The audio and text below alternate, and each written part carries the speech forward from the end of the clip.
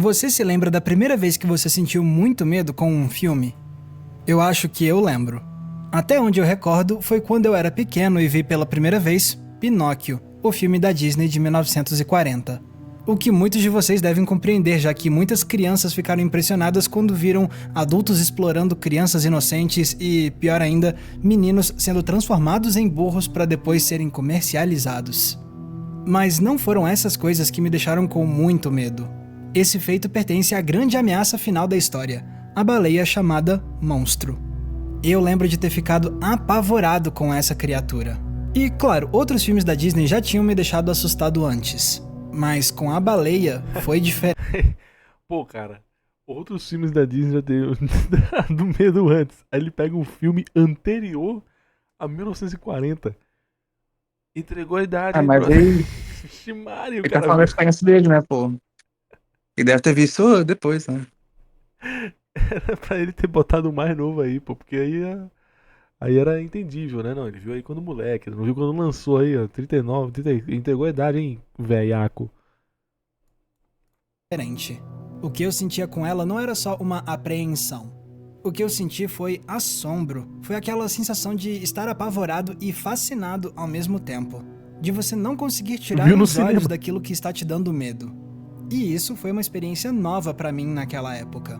Foi algo tão marcante que até hoje eu fico pensando nisso. E foi assim que nos últimos dias eu me peguei questionando, afinal, por que a baleia de Pinóquio me assombrou tanto? Olha isso, Pois bem, cara, eu muito refleti bem feito. bastante e eu acabei não só aprendendo muito sobre essa Bizarro. criatura, mas também apreciando ainda mais a relação que eu construí com ela na minha mente. E para explicar melhor isso tudo, vale a pena a gente conhecer melhor de onde veio essa baleia. A criatura tem a mesma origem do próprio Pinóquio, o livro de Carlo Collodi publicado em 1883. A diferença é que no texto original, Pinóquio confronta um tubarão enorme, não uma baleia.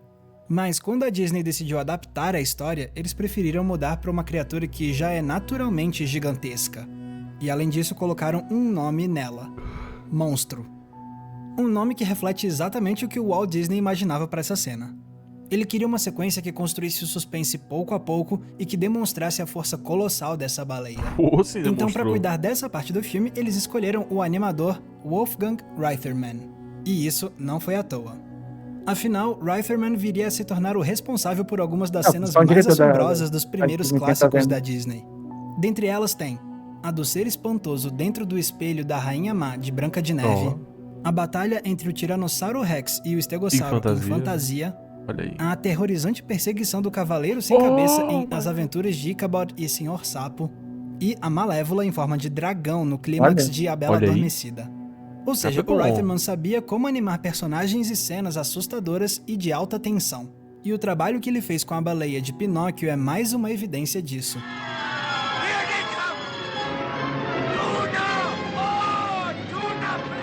Aliás, o filme já consegue nos deixar tensos antes mesmo de mostrar a baleia. Afinal, a primeira vez que ouvimos falar dela é quando Pinóquio recebe uma carta da Fada Azul, na qual ela avisa que Gepeto foi engolido pela baleia. E o grilo falante já deixa bem claro que a reputação dela não é nada amigável. But this Monstro, I've heard of him. He's a whale of a whale. Ah, é monstro He mesmo em swallows inglês? whole ships alive. Com É, isso, sim. o filme estabelece um Monstro. grande senso de antecipação na gente. Antes mesmo de ver a criatura, já entendemos o quão temível ela é. Então, durante um bom tempo, ela permanece na nossa imaginação como essa ameaça sem face. E o senso de antecipação vai só aumentando depois que o Pinóquio entra no mar e pergunta para as criaturas se elas conhecem a baleia. Nessa hora, o roteiro adota a técnica de repetir algo 3 vezes para consolidar uma ideia ainda mais com o público. Pinóquio pergunta uma vez pela baleia e os peixes fogem em pânico. Depois é o grilo que pergunta e obtém a mesma reação. E o mesmo acontece uma terceira vez. A mensagem ficou clara: ninguém ousa sequer falar da Monstro. Could any of you tell me where to find Monstro? Mas não demora para que Pinóquio encontre a infame baleia. E aqui já podemos ver que o design da criatura faz jus à reputação que ouvimos dela. Isso porque o traço da baleia é de enorme expressividade. Os olhos cartunescos traduzem toda a fúria do animal. Os dentes dela parecem presas do tamanho de edifícios. Combine esses olhos em fúria e esses dentes mortais e você tem a receita para uma monstruosidade inquietante. Até mesmo a parte de dentro da monstro é tão vasta que ela é pintada como se fosse uma paisagem mesmo.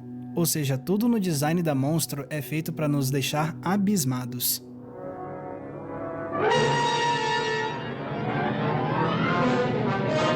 Eis então que o Pinóquio bola um plano para eles escaparem de dentro da baleia. Fazer uma fogueira para que ela espirre. E poderia até ficar meio cômico ver a monstro prestes a espirrar. Mas a forma como eles animaram a criatura envolta em fumaça, na verdade só faz ela parecer ainda mais assombrosa, como uma ameaça surreal que escapou do inferno.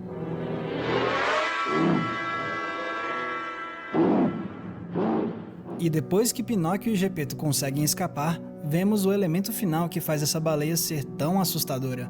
A forma como ela se mexe. Porque a animação que fizeram para os movimentos dela traduzem perfeitamente o horror que a monstro representa. Você consegue sentir a velocidade, a força bruta, a magnitude do corpo, o peso que faz as águas subirem aos céus. Cada movimento da baleia faz o mundo sacudir. Bizarro.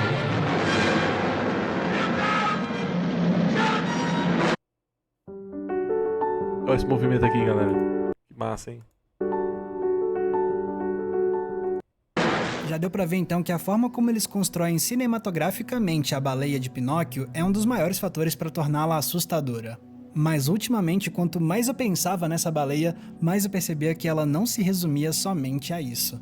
Me parece que essa criatura me fascina também pelo fato dela representar assombros ainda mais amplos. Um deles é o mar. De todos os ambientes da natureza, o mar é provavelmente o que mais me parece perigoso. Uma vastidão que oculta todo tipo de coisa sob a superfície. Um mundo inteiro de profundezas que, até hoje, não conhecemos totalmente. Estar debaixo do mar parece quase estar à deriva num universo obscuro onde tudo pode acontecer, incluindo nos deparar com um colosso que quer nos matar. Aliás, isso tudo remete de certa forma a alguns dos medos mais antigos da humanidade. Basta lembrar de quantas religiões de milênios atrás contavam histórias sobre seres gigantescos e mortais que habitavam os mares. É o que vemos inclusive na própria Bíblia, que fala de uma monstruosidade dessas. O Leviatã, uma criatura monumental e marítima capaz de destruir qualquer coisa, a não ser o próprio Deus. Não é à toa, inclusive, que com o passar do tempo o termo Leviatã passou a ser usado também para designar de forma mais poética aqueles animais reais e enormes, como a própria baleia. O que revela muito sobre como esse animal pode mesmo nos remeter aos nossos pavores milenares. Mas a questão é que uma baleia não é um monstro de fantasia. Ele é um ser vivo muito real. E acho que isso também me impressionou muito quando criança. Porque eu estava acostumado com ameaças como o dragão de A Bela Adormecida ou o demônio na montanha de fantasia. Mas ao contrário deles, a baleia não era uma criatura saída das lendas. Pela primeira vez, um filme me apresentou um monstro que eu sabia que existia. E bom, a gente fala muito sobre como o desconhecido pode ser assustador, não é? Mas descobrir um novo horror em algo que você já conhecia pode ser igualmente aterrorizante. E ainda assim, esse era um monstro real que ainda tinha um quê de fantasia, principalmente pelo tamanho dele. Afinal, é meio difícil de assimilar que uma criatura de verdade possa ter dimensões tão colossais, que algo dessa magnitude possa mesmo existir. Agora, imagina isso se voltando contra você.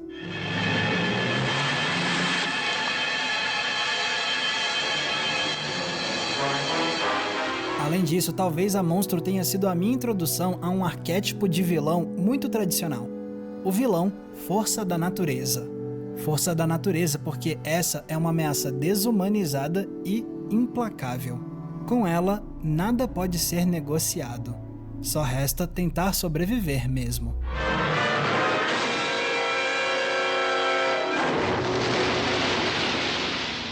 Então hoje eu percebo que a baleia de Pinóquio sempre representou na minha imaginação uma dualidade única entre o real e o mitológico. Não é à toa que ela tenha me fascinado até hoje. Tendo dito tudo isso, fica a pergunta final. De que adiantou refletir tanto sobre essa bendita baleia? Bom, primeiro que esse exercício me fez entender melhor como a Monstro foi um ponto de partida para um fascínio que eu desenvolvi nos anos seguintes. Depois da Baleia de Pinóquio, eu fui vidrado por uma versão para crianças de Moby Dick, o que me introduziu à baleia mais icônica de todos os tempos. E ela também me marcou demais. Tanto que na adolescência eu fui correndo ver o filme de Moby Dick estrelado pelo Gregory Peck. Anos depois eu revisitei a história com o disco Leviathan, da banda Mastodon, baseado em Moby Dick. Sem contar que alguns meses atrás eu vi pela primeira vez No Coração do Mar, que foi baseado num caso real que inspirou Moby Dick. E hoje, depois de tanto tempo, eu sinto que chegou a hora de levar esse meu fascínio pro próximo estágio e finalmente ler o livro original de Herman Melville, que é um dos meus próximos objetivos literários.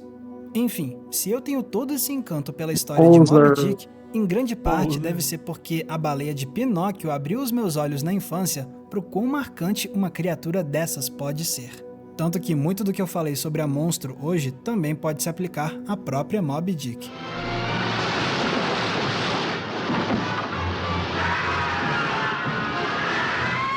Mas, acima de tudo, pensar tanto sobre a baleia de Pinóquio me permitiu apreciar muito mais como ela ganhou vida de forma magistral no cinema. Se eu já gostava de Pinóquio antes, agora eu sinto que minha admiração por essa obra é ainda maior. E eu não digo isso só porque a Monstro foi muito bem concebida e animada, mas também porque ela introduziu um novo tipo de experiência cinematográfica na minha vida. Pela primeira vez, eu fiquei com muito medo de um filme. E isso com certeza significa muito para alguém que depois viria a se tornar um fã de terror como eu. E além disso tudo, sabe qual é a melhor parte? É que pensar em tantas hipóteses sobre essa baleia não fez o personagem perder nem um pouco da graça. Claro, agora que eu sou adulto, eu não tenho mais medo dessa baleia como eu tinha na infância. Mas isso não quer dizer que eu não continue perplexo com ela. Pelo contrário, eu sinto que, de um jeito ou de outro, a Monstro sempre vai continuar sendo assombrosa pra mim. Ainda bem. Galera, muito obrigado por terem conferido o episódio. Vídeo É isso aí, mano. interessante do Max. Aqueles ensaios que ele tem, né, sobre as obras e tal. Legal. Sim. Tamo junto, Max. E vamos pro último É, vídeo aqui da aí não noite. citou que. Eu não sei se você começou aí, né? Mas tem aquele trope, né? Que é quando algum personagem é engolido por algum ser colossal, né? Ele não citou, não. É, tem Digimon, né? Quando eles são engolidos pelo Goemon, Tem Zelda, Ocarina of Time. Zelda. Tem um cara aí. Referência bíblica, né? Ah. Pois é, Jonas. Pois é.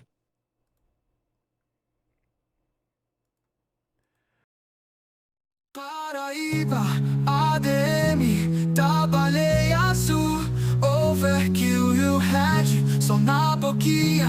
I have enemies, I have enemies.